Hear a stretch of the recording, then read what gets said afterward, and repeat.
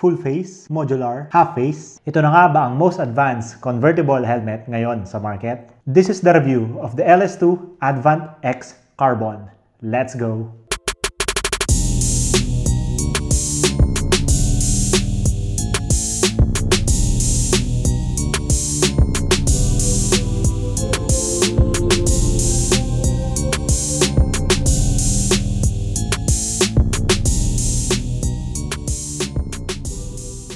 Magandang araw, ako si Jex at welcome po sa Mooncycle. At today, review natin ang isa sa pinaka-premium at unique na helmet na available ngayon sa market, ang LS2 Advant X Carbon. Pero bago natin simulan ang review na to, as per YouTube, 90% po ng nanonood sa atin is hindi pa nakasubscribe. Kaya naman, please click that subscribe button para mas makagawa pa tayo ng mas marami pang content tulad ng helmet review na ito. At malay nyo, sa 10,000 subscribers milestone natin, mamigay tayo ng helmets, di ba? At may mga available din po tayong LS2 helmets at iba pang helmets sa ating online shops. Click nyo lang po yung description natin sa baba. So, bago natin i-unbox tong LS2 Advant X Carbon, simulan muna natin sa price, no? Nagkakahalaga po siya ng 21,990 para dito sa carbon version ng ating LS2 Advant. Medyo pricey. Para sa akin, sulit na yan, no? Sa kalakaran ng mga carbon helmets ngayon sa market, medyo nasa lower side siya. Especially sa mga carbon helmets from the premium global brands na available dito sa atin sa Pilipinas. At sisimulan natin tong video na to sa unboxing para mapakita ko din sa inyo kung ano-ano yung mga kasama pa sa box. Napakarami niyang kasama, kaya sulit na sulit yung ibabayad nyo na 21,990 dito. Tara, unbox tayo. Talagang sinulit ng LS2 ang mga kasama dito sa Advant X Carbon na to, no? Starting off with, may kasama na siyang smoke lens. So usually, di ba, especially sa mga premium brands, mga international global brands, binibili pa natin ng hiwalay itong mga smoke lens na kasama. Solid. Hindi ka na bibili ng extra smoke lens natin. Tapos dito ako pinakahumanga. Hindi lang siya yung usual na helmet bag, no? Literal. Meron siyang helmet bag. Hindi lang basta-basta bag. Helmet backpack. Solid, no? Pwede pumasok sa school. Ang solid ng LS2, no? Either pwede siyang sling bag, pwede rin siyang backpack. Pag nagra-ride tayo, tapos syempre hindi natin basta-basta maiiwan yung helmet natin, pwede natin siyang ilagay dito sa bag, di ba? I-secure natin siya. Naka-backpack na siya ngayon. Isa to sa pinaka-challenging ako, para sa akin, yung pagbibitbit ng helmet sa mall, tapos paggagala kayo, di ba? Syempre medyo pricey yung mga helmet natin. Hindi natin basta-basta maiwan sa mga motor natin, di ba, sa parking. Tapos pag bitbit naman natin, medyo sumasakit na sa mga kamay natin or sa mga braso natin. Napaka-convenient na meron na silang binigay agad na helmet bag, helmet backpack, para mas madali natin mabitbit yung ating mga LS2 Advant Carbon. Napakalupit. Out of the box, meron na rin siyang kasamang pin lock for Advant X and Advant C. Out of the box, may kasama ka ng extra smoke lens, may kasama ka na rin pin lock. Usually, bibilhin mo to, mga additional cost pa to eh. Pero si Advant X Carbon for the price of 21,990, nagsama na siya ng pin lock na rin. Para hindi ka naman problema maghanap pa ng pin lock sa market. Pagkatapos natin mag-unbox, tayo mag-unbag naman, no? Pakalupit. So, inside the bag, na dyan ang ating isa pang helmet bag naman. Premium din yan. Tanggalin natin. Sulit, napakadaming kasama, no? Sulit na sulit ang binayad natin sa LS2 Advant Carbon na ito. Ang ganda pa ng quality ng kanyang helmet pouch na itatawag natin dito kasi meron na siyang literal na helmet bag eh. At ito na nga, ating Advant X Carbon Lodi. Napakaganda, diba? Napakalupit ng helmet ito, no? Unang labas pa lang nito sa market, nakikita na natin. Meron na talaga siyang special feature. Pero mamaya papakita ko sa inyo kung bakit napaka-special ng helmet na to. Actually, nung una tong nilabas, sabihin na natin hindi natin gusto. Dahil okay yung idea ng helmet na to. Maganda. From full face, nagiging siyang kumbaga flip up helmet, no? Pero nung una kasi siyang lumabas, medyo mabigat siya. Meron siyang additional weight. Alam mo naman tayo, diba? Sa mga nakakapanood na ng mga reviews natin, mas gusto natin yung helmet natin is mas magaan kasi mas iwas ngawit yan, mas nagagamit natin ng mas matagal sa mga long rides. Pero dahil ang LS2 Advant is nilaglabas na sila ng Carbon Edition, talagang perfect combination na rin talaga to. Kaya diretso na rin tayo ngayon sa looks and feels ng helmet. You can never go wrong talaga with carbon, diba? Basta carbon look yung helmet, nagsusumigaw na premium na agad yung helmet mo, diba? Hindi na kailangan magsalita pa, especially pag yung carbon carbon mo is from the premium brands, from the international brands like LS2. Yung feel pa lang niya, ganda. Titingnan mo yung design pati niya. Napakadami niyang cuts. Di lang siya basta-basta flip up or standard modular helmet yung look. Baga napaka-advanced ng helmet, no? Para kang robot dito, boss. Ganda pati ng mga quality ng mga pinagkakakabit nila dito, no? From its lens, dito sa mga air inlets, sa looks pa lang, saka sa feels ng helmet, napaka-premium na, no? Muna tayo dito sa kanyang air inlet. Meron din siya dito sa baba. Meron din siya dito sa taas. Nabasa ng hangin niya is narito sa likod. Wala siyang masyadong spoiler kasi ang helmet na to is made for touring talaga, no? Sports touring or talagang long distance traveling. So, hindi natin masyadong kailangan ng spoiler dyan. Pero, hitik na hitik naman siya sa aerodynamic cuts. Yung airflow ng helmet na to during sa high-speed runs or sa malalakas na hangin during sa rides, okay na okay yan. Sigurado yan. Ang pantaas ng kanyang visor is narito sa ibabaw. Medyo unique yun, no? Ngayon ako nakakita na medyo baliktad. At may dahilan din kung bakit na dyan yan, di ba? The moment of truth. Ang dahilan kung bakit medyo naging unique talaga tong helmet na to is ang kanyang flip up feature. Iyon. Usually, di ba, yung mga modular helmets natin hanggang dyan lang. Yes, nagiging siyang parang half face, pero may bigat pa rin kasi siya dito eh. Pero ngayon, ang ginawa ng LS2 Advant is dinala niya yung modular hanggang likod. Bangis.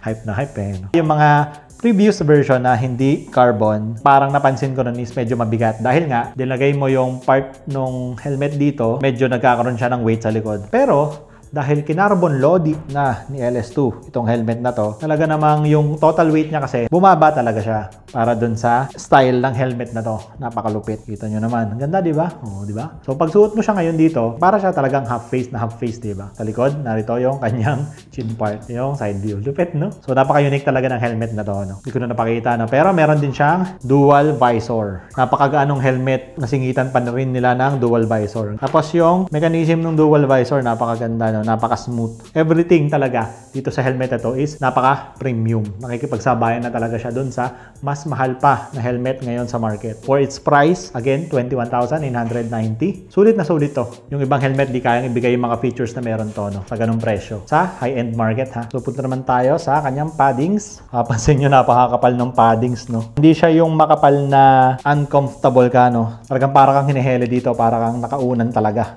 Naka-ano nga pala siya, naka-micrometric buckle or yung tinatawag natin na quick release. Pero, kakaiba yung quick release niya, medyo premium din talaga. Pansin nyo, meron ditong smart pull tab. Naka-magnet siya kasi yung mismong quick release na locking system natin, nakatago siya sa inside sa foam. So, paano mo siya i-access? Ito, meron siyang smart pull tab dito. So, ikitin mo lang siya. Yun, release na agad. Galing. Tapos, ang ganda ng quality ng micrometric buckle natin. So, hindi mo na siya mahirap hanapin. Di ba? Yung iba nangyayari sa atin, tali lang yung mga quick release natin. Ang hirap i-locate minsan. Ito, yan o. Smart pull tab, napakadali. Solid. Kudos, LS2. Quality ng kanyang padding. Siyempre, sabi ko nga, napakakapal. Yung memory foam na ginamit niya dito. Hindi lang dito sa cheeks, pati na rin sa part ng ulo. So, syempre, Bluetooth, intercom, ready na rin yan. Sena E30, ready na rin yan.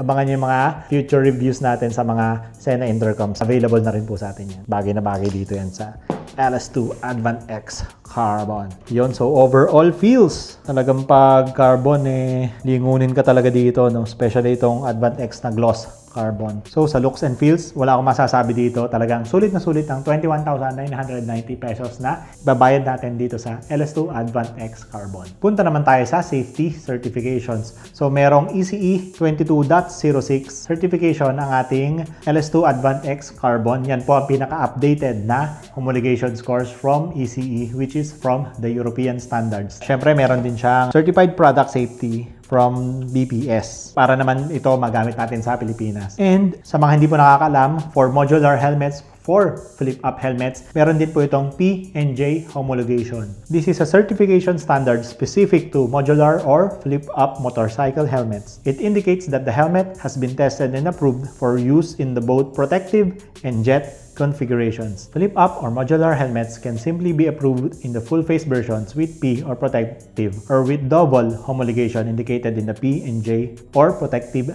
jet. If a modular helmet is approved only as a full-face helmet, it is not possible to use it while keeping the chin guard open. While if there are both letters, then you are allowed to ride it with a chin guard even without it if it is a modular. Meaning po, Ang P&J homologation is for modular and flip-up helmets. Ngayon, tinetest din po sila for full face capability and kanilang modularity capability. If ang isa pong modular helmet is na-approve lang sa kanilang full face version, hindi mo po pwedeng gamitin ang isang modular helmet nang nakataas yung kanyang chin part or nasa modular state siya. Yun po yung tinatawag na P homologation score only. Pero pag meron po siya ng both letters ng P at J, bukod sa pwede mo siyang gamitin at certified siyang gamitin sa kanyang full face version, pwede mo rin po siyang ipambiyahe at gamitin sa kanyang flip up or modular position. Napaka-detalyado talaga ng mga certifications sa Europe, hindi basta-basta lalabas ka lang, mag-helmet ka lang, suit ka lang ng nutshell, tapos labas ka na.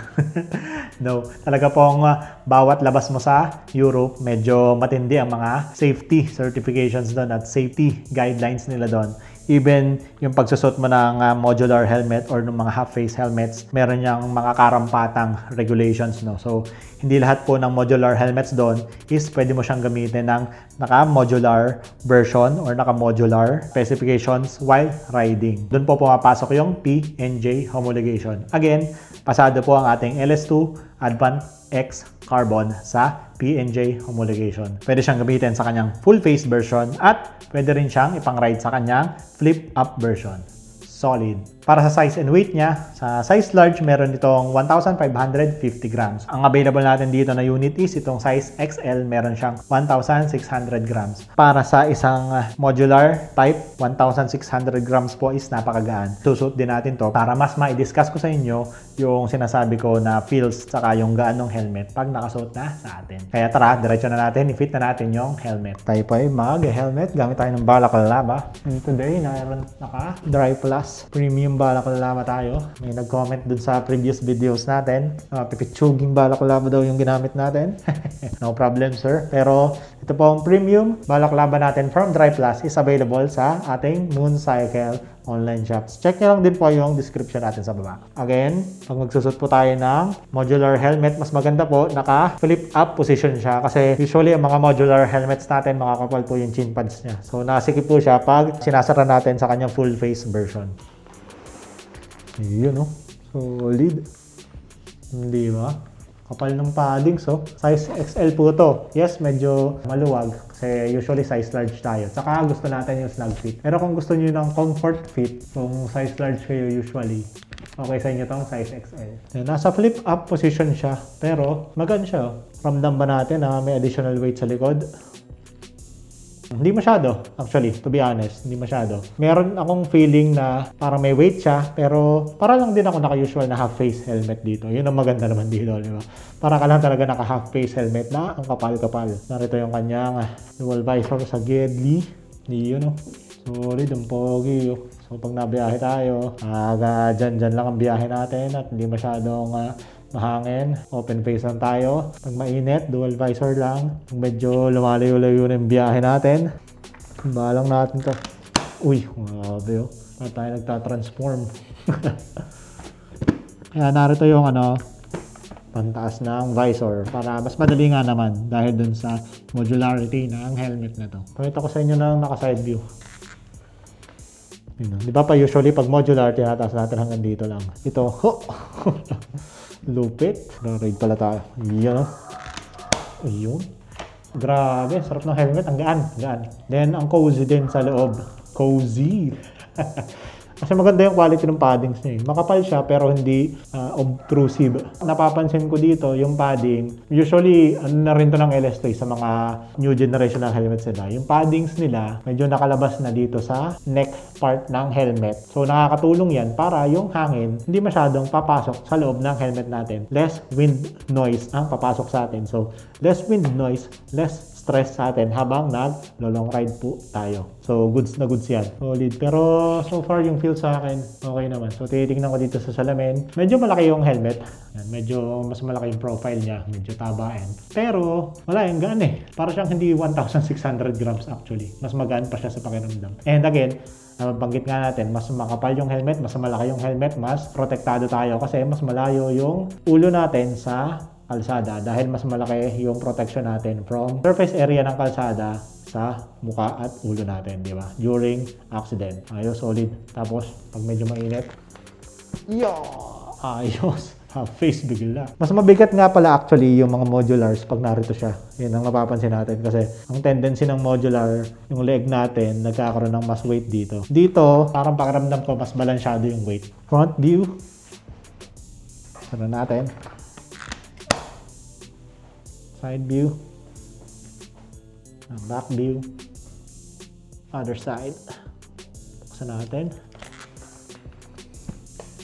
Solid. Kung premium, carbon at versatile helmet ang hanap mo, grabe, mahirap talagang talunin itong LS2 Advant X Carbon. Sobrang advanced talaga dahil hindi lang modularity ang makukuha mo dito sa helmet na to. Nakita nyo naman, diba? Specs and features pa lang, hitik na. And meron siyang unique feature na flip up hanggang likod ang modularity nito. At napakaganda din ng combination ng materials na ginamit, yung carbon material na ginamit niya at yung modularity niya, no? Dahil talagang bawas yung weight. Talagang napakasarap niyang gamitin pag suot mo na at nagra-ride. Samahan mo pa, out of the box, meron na siyang kasamang dark visor lens, pin lock at helmet bag at napaka-poging carbon helmet. Pagdating sa carbon helmet na available sa market, ibang-iba talaga ang value proposition na binibigay ng LS2 Advant X Carbon na ito. Kaya kung hanap mo ngayong 2025 is itong most versatile helmet, ito na yon mga bossing. Ito na yon. Again, maraming salamat po sa pagsama. Please like and share po ng video na to, no? At sa mga hindi pa po naka-follow, please click that subscribe button para mas makagawa pa tayo ng mas marami pang helmet reviews at content na katulad nito. Sa mga naghahanap naman po ng premium quality helmets like LS2, available din po yan sa ating mga online shops. Click nyo lang po yung description natin sa baba. At kung gusto mo namang mapanood ang review natin sa entry-level helmet ng LS2, ang LS2 Rapid 2 helmet, click mo lang tong video na to.